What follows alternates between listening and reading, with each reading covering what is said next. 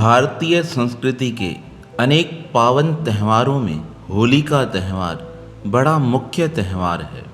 इसके पीछे का इतिहास बड़ा ही पौराणिक और रोचक है। कहते हैं किसी समय एक बड़ा ही विशालकाय दैत्य प्रकट हुआ जिसका नाम था हिरण्याकश्यप। उसने भगवान ब्रह्मा जी को प्रसन्न करके वरदान प्राप्त कर लिया था। वह ना दिन में मरे, ना रात में मरे, ना बाहर मरे, ना अंदर मरे, ना गर्मी में मरे, ना सर्दी में मरे, ना बरसात में मरे, ना पतझड़, ना सावन में मरे। किसी व्यक्ति के हाथ से ना मरे, किसी दैत्य के हाथों द्वारा उसका वध ना हो, ना कोई किसी हथियार से उसे मार सके। इस प्रकार अनेक शक्तिशाली वरदान उसने भगवान ब्रह्मा जी से प्राप्त कर लिए। जब उसे इस प्रकार यह सारे वरदान प्राप्त हो गए तो उसके मन की मस्ती बढ़ गई। अब तो वह सारा समय देवताओं को परेशान करने लगा और उसने इतना परेशान किया कि देवताओं को अपने स्वर्गलोक से भगा दिया। अब स्वर्गलोक से लेके तीनों लोकों तक उसका आधिपत्य स्थापित हो गया। उसके इस कृत्य से परेशान होकर सभी देवता भगवान विष्णु के पास आकर कहने लगे, नाथ हमारी रक्षा कीजिए। तब भगवान विष्णु ने प्रसन्न होकर देवताओं को आश्वासन देते हुए कहा, आप चिंता न करो, इस हिरण्याकश्यप का एक पुत्र होगा जो मेरा भक्त होगा। उसके द्वारा ही आप सबका उद्धार होगा। आप चिंता मुक्त हो जाइए। धीरे धीरे समय बीतने लगा। हिरण्याकश्यप के घर पे भक्त प्रहलाद जी का जन्म हुआ। अब भक्त प्रहलाद जी को बचपन से यही सिखाया गया कि प्रहलाद तुम्हारे पिता भगवान हैं, उनके सिवा दुनिया में और कोई भी भगवान नहीं है। बचपन में तो प्रहलाद जी को विश्वास हो गया। उन्हें मन में इतना यकीन हो गया कि मेरे पिता ही भगवान हैं। जब भी कोई उनसे पूछता क्या तुमने भगवान को देखा है, प्रहलाद जी एक ही बात कहते, मेरे पिता ही भगवान हैं। लेकिन परमात्मा की लीला बड़ी विचित्र होती है। एक बार भक्त प्रहलाद कहीं से गुजर रहे थे। उन्होंने देखा एक कुम्हार मटकियाँ बना रहा है। मटकियाँ बनाते बनाते कुम्हार की आंखों में आंसू आने लगे। भक्त प्रहलाद जी की उम्र 5 वर्ष की थी। उन्होंने उस कुम्हार से पूछा, रोते क्यों हो, क्या हुआ है, किस लिए तुम्हें रोना आ रहा है। तब वह कुम्हार जो मटकियाँ बना रहा था कहने लगा, आज मुझसे भूल हो गई है। मैंने जो मटके बनाए थे उन्हें आग में तपाने के लिए अंदर छोड़ दिया है। अब यह आग आवी के रूप में जल रही है, पर एक मटकी के अंदर बिल्ली के बच्चे रह गए हैं। मुझे बड़ा भय लग रहा है, कहीं वह जल ना जाएं। तब प्रहलाद जी हंसते हुए कहने लगे, इतनी सी बात है, चलो मेरे पिताजी के पास, वह भगवान है, वह स्वयं उनकी रक्षा करेंगे। तब वह कुम्हार कहने लगा, अरे आपके पिता भगवान नहीं हैं, उनकी रक्षा आपके पिता कर ही नहीं सकते। उनकी रक्षा तो मेरे प्रभु श्री राम करेंगे। अगर वह चाहेंगे तो वह बच्चे सुरक्षित और जीवित निकलेंगे। जब प्रहलाद जी ने प्रथम बार भगवान श्री राम के बारे में सुना तो उन्हें आश्चर्य होने लगा कि मेरे पिता भगवान हैं, तो यह श्री राम जी कौन हैं जिसके विषय में यह कुम्हार बता रहा है। तब उस कुम्हार को देखकर प्रहलाद जी कहने लगे, अगर ऐसी बात है तो मैं इंतजार करता हूँ, देखता हूँ तुम्हारे भगवान इन बिल्ली के बच्चों को कैसे बचाते हैं। 7 दिन तक वह आग जलती रही। 7 दिन बाद जब वह आग शांत हुई, जिस मटके में वह बिल्ली के बच्चे थे, कहते हैं वह बिल्कुल आग के मध्य पड़ा था, पर भगवान की कृपा से उन बिल्ली के बच्चों को कुछ भी नहीं हुआ। बिल्ली के वह सब बच्चे सुरक्षित हो उस मटके से बाहर आ गए। भगवान की यह लीला देखकर प्रहलाद जी को बड़ा आश्चर्य हुआ। वह अपने घर आए। घर आकर पिताजी से पूछने लगे, पिताजी आपसे एक सवाल पूछूं? पिता ने कहा, पूछो। कहने लगे, आपने बिल्ली के बच्चों की रक्षा की है। अब हिरण्याकश्यप को तो कुछ पता ही नहीं था। वह कहने लगा, कौन से बिल्ली के बच्चे, मैं तो सारे संसार का पालन करता हूँ, यह छोटे मोटे काम मेरे जिम्मेदारी में नहीं है, पता नहीं किसने की होगी। जब पिताजी के मुख से प्रहलाद ने यह बात सुनी तो उनके मन का जो अभिमान था वह टूट गया। जो वह सोचते थे मेरे पिता भगवान हैं, उनके मन से यह भ्रम दूर हो गया। वह पूछने लगे, पिताजी फिर उन बिल्ली के बच्चों की रक्षा किसने की? हिरण्याकश्यप कहने लगा, मुझे पता नहीं। तब प्रहलाद जी हंसते हुए कहने लगे, पितामह उनकी रक्षा भगवान ने की है। जब पहली बार हिरण्याकश्यप ने अपने बेटे के मुख से भगवान का नाम सुना तो उसे बड़ा क्रोध आ गया। वह उसे प्यार से समझाते हुए कहने लगे, अपने मन से भगवान की यह बातें निकाल दो। भगवान मैं हूँ, अन्यथा इस संसार में कोई भगवान नहीं है। तब प्रहलाद जी डटकर कहने लगे, पहले तो मुझे भी इस बात का विश्वास था कि आप भगवान हैं, पर अब मुझे विश्वास हो गया भगवान कोई और है। जब प्रहलाद जी ने अपने पिता की बात नहीं मानी तब हिरण्याकश्यप को बड़ा क्रोध आ गया।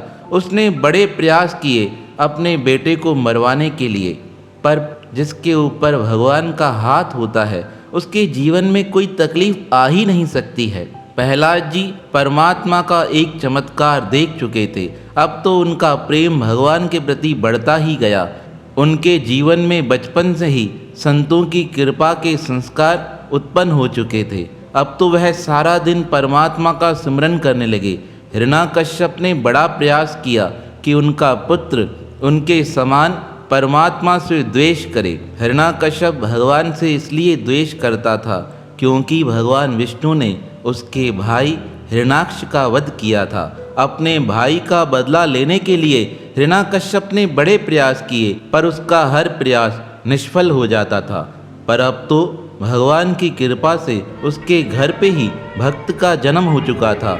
अब उसके क्रोध का पारा बड़ा चढ़ चुका था। उसने बहुत प्रयास किए प्रहलाद को मारने के लिए। हाथी के कदमों के नीचे प्रहलाद को फेंक दिया गया, पर जैसे ही हाथी नज़दीक आया, हाथी ने प्रहलाद जी को प्रेम करना प्रारंभ कर दिया। पहाड़ों से गिराया गया। जैसे ही पहाड़ों से फेंका गया, कहते हैं भगवान ने स्वयं आकर भक्त प्रहलाद को संभाल लिया था। एक बार भक्त प्रहलाद जी की बुआ अपने भाई हिरण्याक्ष से मिलने आई। तब हिरण्याकश्यप की बहन होलिका अपने भाई से पूछने लगी, भाई इतने उदास क्यों हो? तब हिरण्याकश्यप कहने लगा, मैं सारे संसार को समझाता फिरता हूँ कि मैं भगवान हूँ, पर मेरे घर में मेरा बेटा ही इस बात को मानता नहीं है। इस बात से मुझे बड़ा दुख होता है। मैंने बहुत प्रयास किए हैं उसे मरवाने के, पर किसी न किसी बहाने वह बच जाता है। तब होलिका अपने भाई को आश्वासन देते हुए कहने लगी, अरे भैया इतनी सी बात के लिए इतना विचार करते हो? मुझे ब्रह्मा जी द्वारा एक चादर प्राप्त है।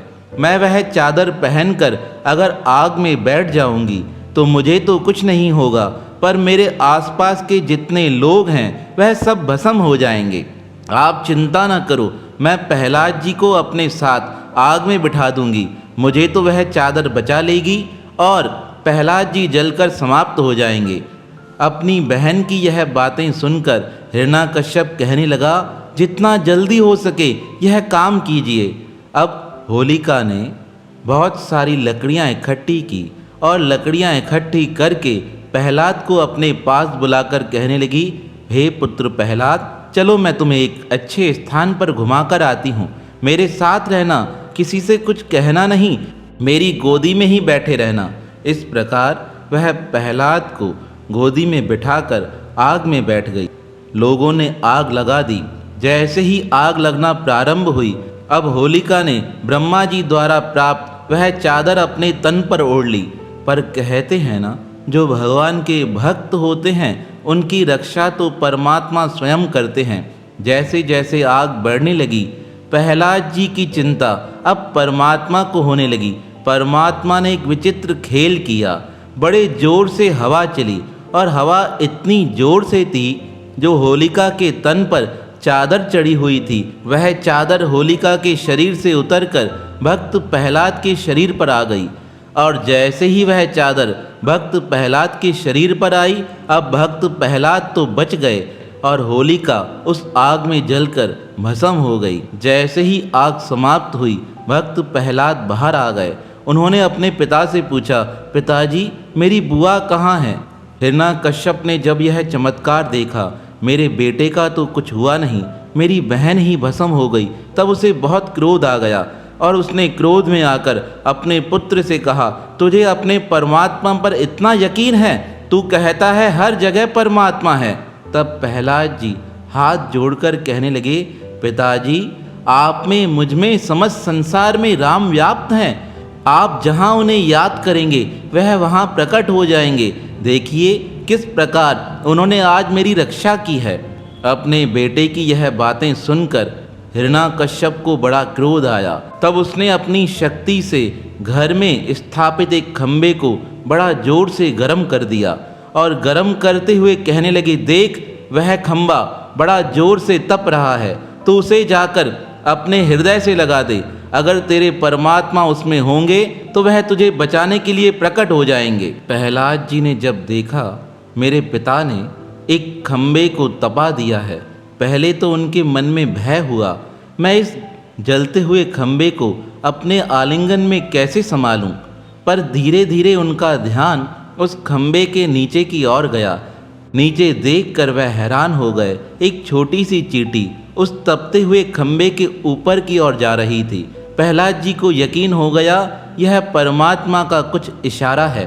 ऐसा कहकर उन्होंने बड़े जोर से उस खंबे को हृदय से लगा दिया। हिरण्याकश्यप यह देख हैरान हो गया। तपते हुए खंबे को हृदय से लगाने के बाद भी प्रहलाद का नुकसान नहीं हुआ। तब उसने जोर से प्रहलाद को अपनी ओर खींचकर कहा, तुझे क्या लगता है इसमें भी कोई परमात्मा की लीला है? हिरण्याकश्यप की यह बातें सुनकर भक्त प्रहलाद कहने लगे, पितामह, इसमें भी परमात्मा की लीला है। मैंने आपको पहले ही कहा था सब में परमात्मा व्याप्त है। हिरण्याकश्यप पूछने लगा, क्या इस खंबे में भी परमात्मा है?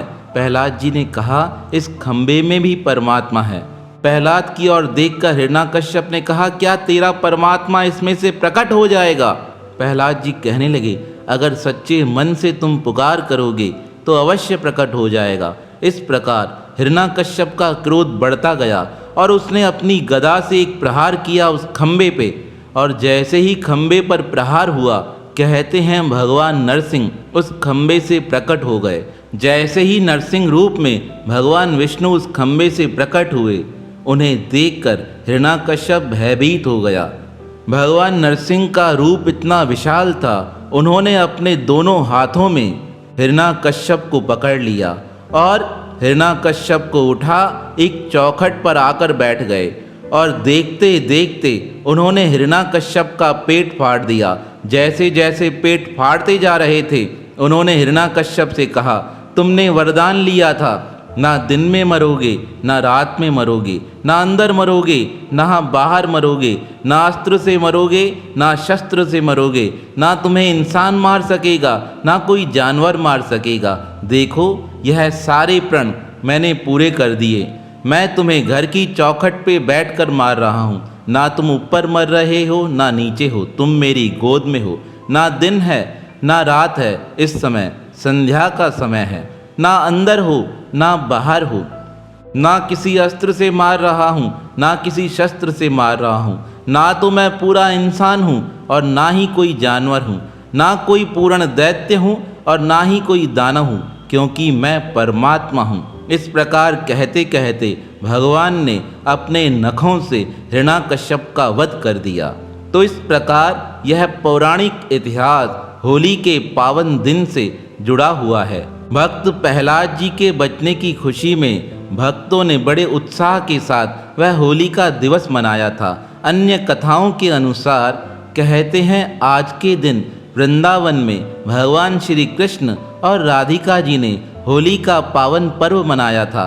एक दूसरे के साथ वह रंग में रंग गए थे और अभी तक वह परंपरा वहाँ मनाई जाती है। होली के दिन ही भगवान श्री शंकर ने कामदेव को भस्म किया था। एक अन्य कथा के अनुसार जब पूतना भगवान श्री कृष्ण का वध करने आई थी, कहते हैं वह दिन भी होलिका का था। होलिका के दिन ही भगवान श्री कृष्ण ने पूतना का वध किया था। अनेक पुराण हैं और अनेक पुराणों की अलग अलग कथाएं हैं। एक बार राजा पृथु के राज्य में एक राक्षसी थी जिसका नाम डुंडी था। वह डुंडी आकर बच्चों को खा जाती थी।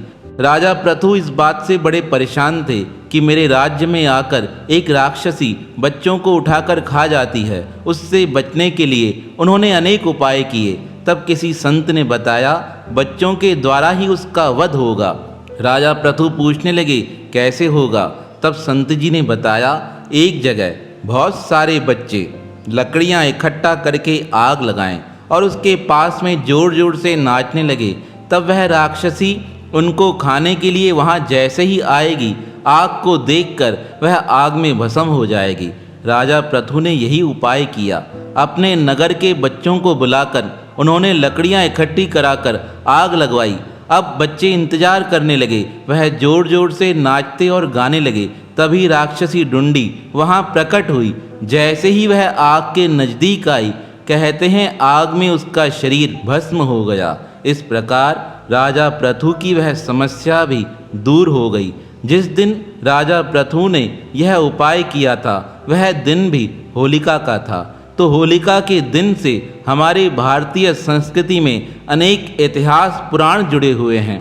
तो यह पावन पर्व हमारे जीवन में संदेश लेकर आता है। जिस प्रकार भक्त प्रहलाद ने सच्चे हृदय से भगवान में विश्वास किया और भगवान ने स्वयं प्रकट होकर हर समय उनकी रक्षा की थी, होली का पावन त्यौहार हमारे मन में भगवान के विश्वास को पक्का करता है।